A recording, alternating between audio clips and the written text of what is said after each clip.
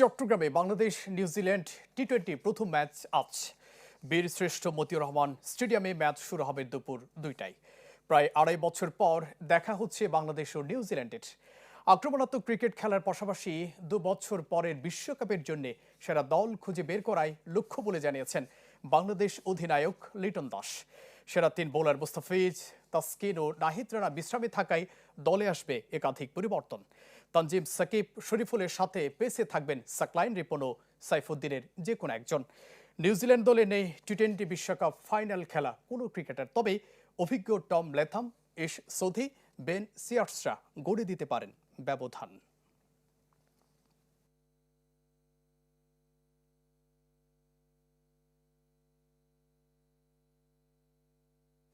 দর্শক, ম্যাচের প্রস্তুতি নিয়ে আরও জানাতে চট্টগ্রামের বীরশ্রেষ্ঠ মতিউর রহমান স্টেডিয়াম থেকে যোগ দিচ্ছেন সহকর্মী ইকরাম হোসাইন।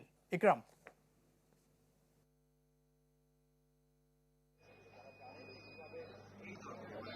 জুবায়ের, গত রাতে আমরা দেখেছি যে বৃষ্টি হয়েছিল, আজকে সকালেও বৃষ্টি হয়েছে, এখনো কিন্তু বৃষ্টির শঙ্কা আছে। সেই বিবেচনায় বাংলাদেশ ক্যাপ্টেন লিটন দাস টস জিতে ফিল্ডিং এর সিদ্ধান্ত নিয়েছেন এবং আপনি যে একাদশের কথা বলছিলেন আসলে সেটি ইতিমধ্যে নির্ধারণ হয়ে গেছে।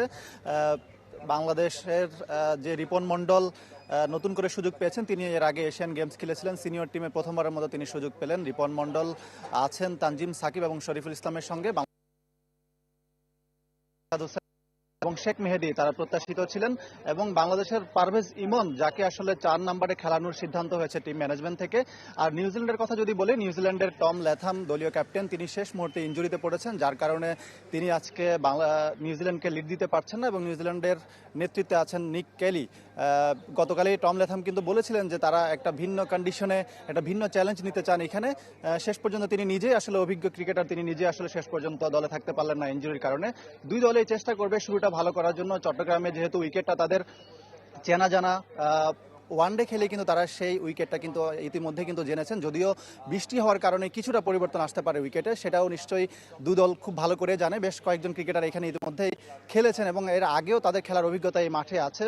বিশেষ করে নিউজিল্যান্ডের ইশ সৌধি, তিনি বাংলাদেশে কখনো টি-20 খেলেননি, তবে এই চট্টগ্রামে কিন্তু তার অভিষেক হয়েছিল টেস্টে 1 যুগ আগে। সুতরাং এই উইকেটটা কেমন সেটা তাদের ভালো করে জানা আছে। দুই দলে চেষ্টা করবে একটা দারুণ শুরু এনে দিতে। আর বাংলাদেশ নিশ্চয়ই যে ওয়ানডে সিরিজটা দুর্দান্ত খেলেছে, ওয়ানডে সিরিজ জিতেছে, সেই মোমেন্টামটা কিন্তু ধরে রাখতে চাইবে টি-20 সিরিজেও।